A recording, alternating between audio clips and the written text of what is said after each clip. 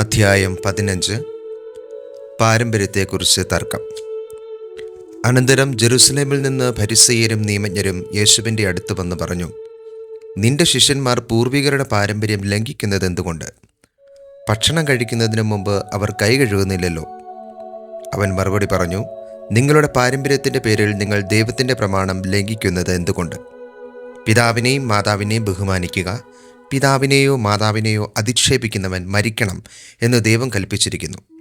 എന്നാൽ നിങ്ങൾ പറയുന്നു, ആരെങ്കിലും തൻ്റെ പിതാവിനോടോ മാതാവിനോടോ എന്നിൽ നിന്ന് നിങ്ങൾക്ക് ലഭിക്കേണ്ടത് വഴിപാടായി നൽകിക്കഴിഞ്ഞു എന്ന് പറഞ്ഞാൽ പിന്നെ അവൻ അവരെ സംരക്ഷിക്കേണ്ടതില്ല എന്ന്.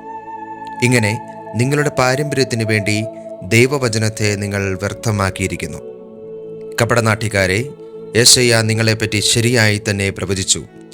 ഈ ജനം അധരം കൊണ്ട് എന്നെ ബഹുമാനിക്കുന്നു, എന്നാൽ അവരുടെ ഹൃദയം എന്നിൽ നിന്ന് വളരെ അകലെയാണ്.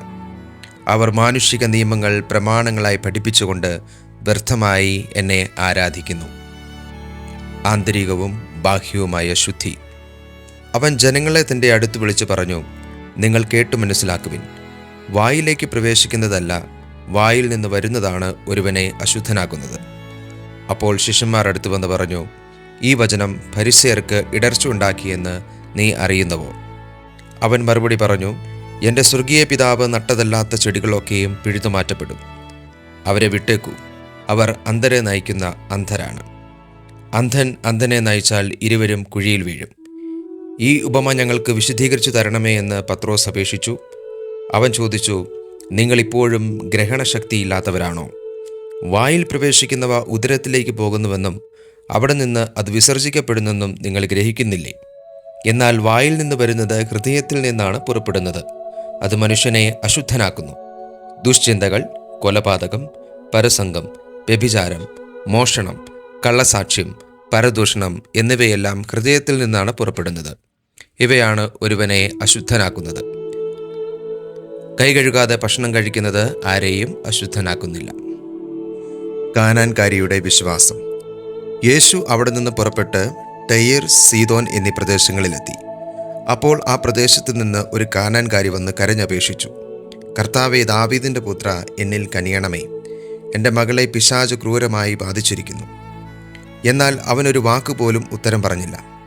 ശിഷ്യന്മാർ അവനോട് അഭ്യർത്ഥിച്ചു, അവളെ പറഞ്ഞയച്ചാലും, അവൾ നമ്മുടെ പിന്നാലെ വന്ന് നിലവിളിക്കുന്നുവല്ലോ. അവൻ മറുപടി പറഞ്ഞു, ഇസ്രായേൽ ഭവനത്തിലെ നഷ്ടപ്പെട്ട ആടുകളുടെ അടുത്തേക്ക് മാത്രമാണ് ഞാൻ അയക്കപ്പെട്ടിരിക്കുന്നത്. എന്നാൽ അവൾ അവനെ പ്രണമിച്ച്, കർത്താവെ, എന്നെ സഹായിക്കണമേ എന്ന് അപേക്ഷിച്ചു. അവൻ പറഞ്ഞു, മക്കളുടെ അപ്പമെടുത്ത് നായ്ക്കൾക്ക് എറിഞ്ഞുകൊടുക്കുന്നത് ഉചിതമല്ല.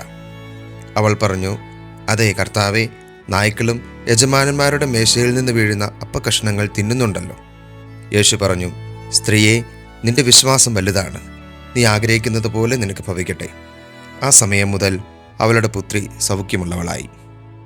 അനേകർക്ക് രോഗശാന്തി. യേശു അവിടെ നിന്ന് പുറപ്പെട്ട് ഗലീലി കടലിൻ്റെ തീരത്ത് വന്ന് ഒരു മലയിൽ കയറി അവിടെ ഇരുന്നു.